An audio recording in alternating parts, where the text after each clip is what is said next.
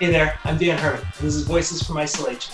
On today's show, we're talking to Christy Prada, the VP Business Development at Maple, Megan Herman, the Head of International Operations at Shopify, and Ben Sanders, the CEO and co-founder of Proof.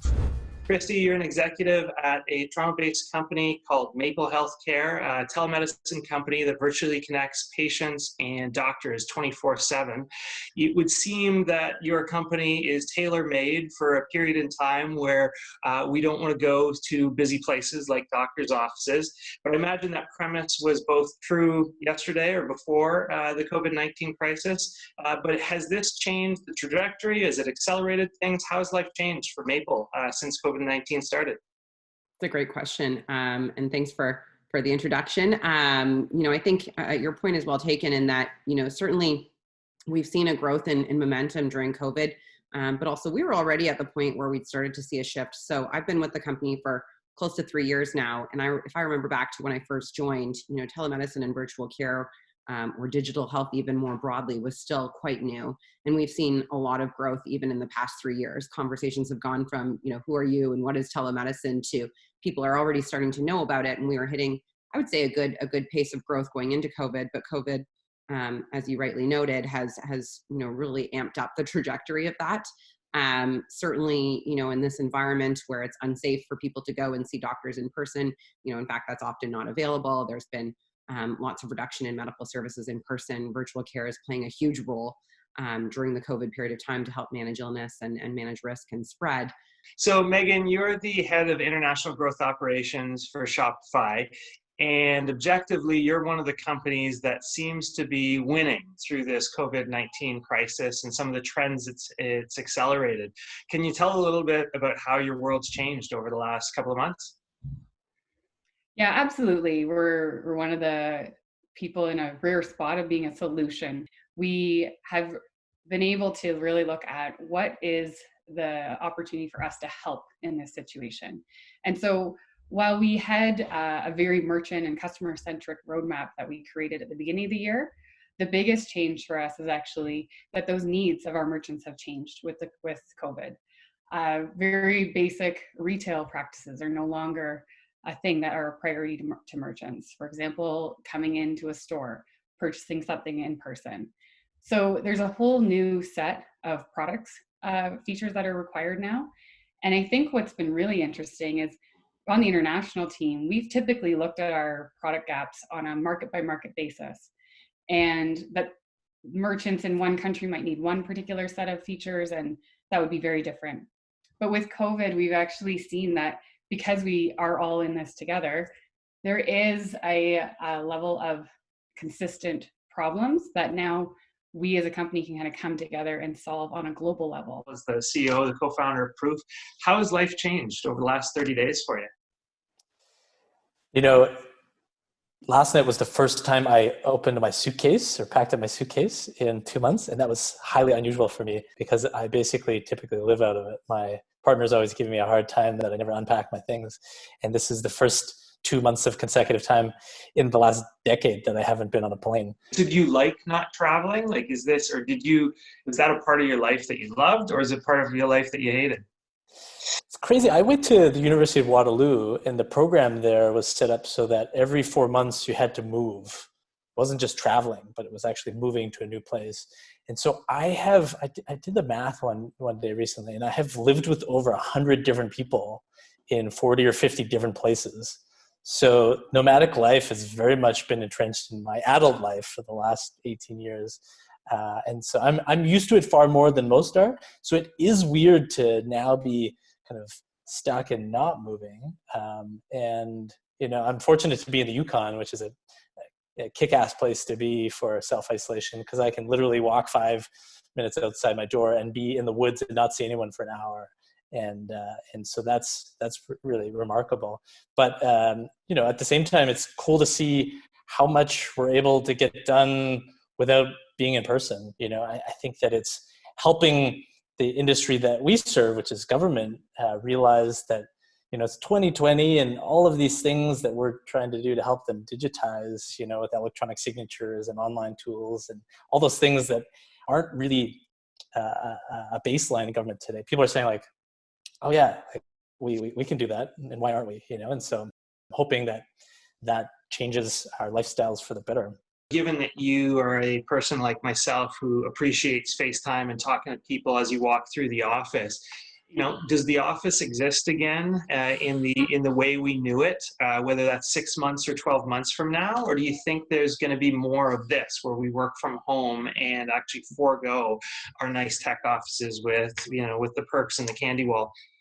Yeah, I mean, I think it's a good question. I think that, for components of our company, some of the different teams that need to be a bit more face-to-face from time to time, office time is not going to necessarily go away altogether, but what it looks like will be drastically different. And the models of how we, engage with the office will be really different. So maybe there'll be, rotating cycles or, times that certain people can go into the office. We'll need to all be cognizant of having distances from each other. So I think the key is that models are going to change. So you run a team that, if I understand correctly, is global in nature. Has how you work actually changed?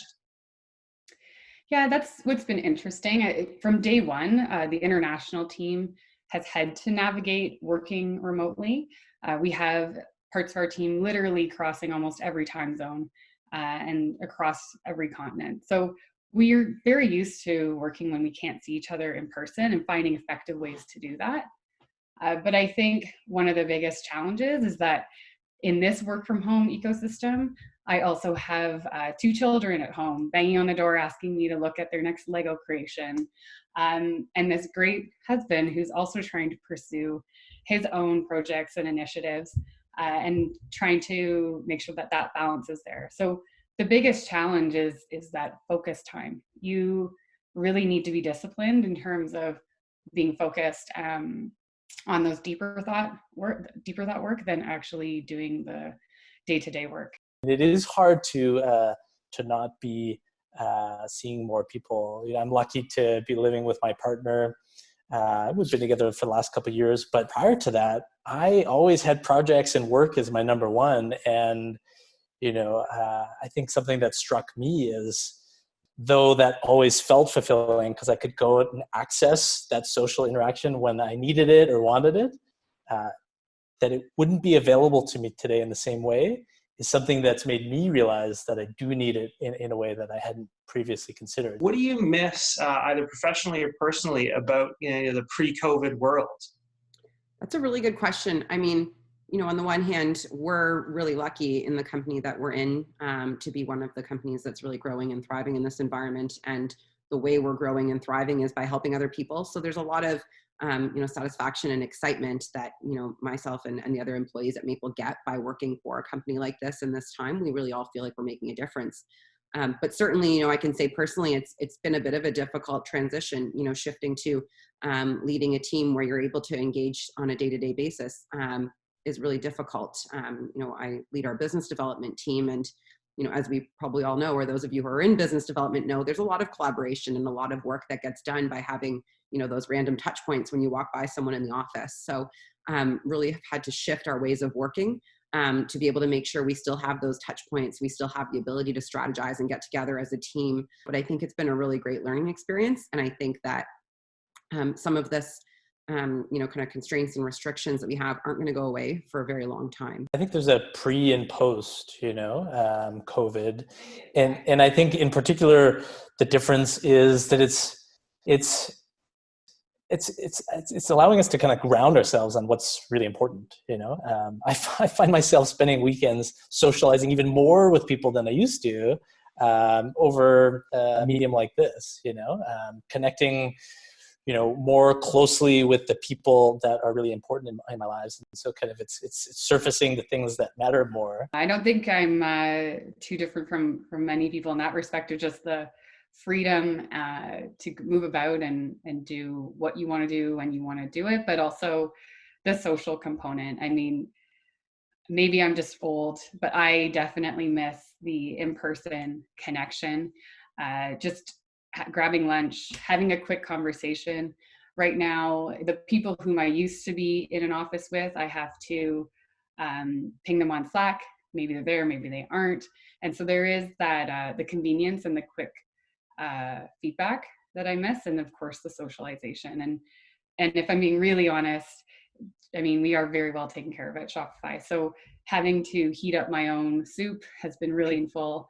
And I think also the lack of snacks at my disposal has been really, really tough.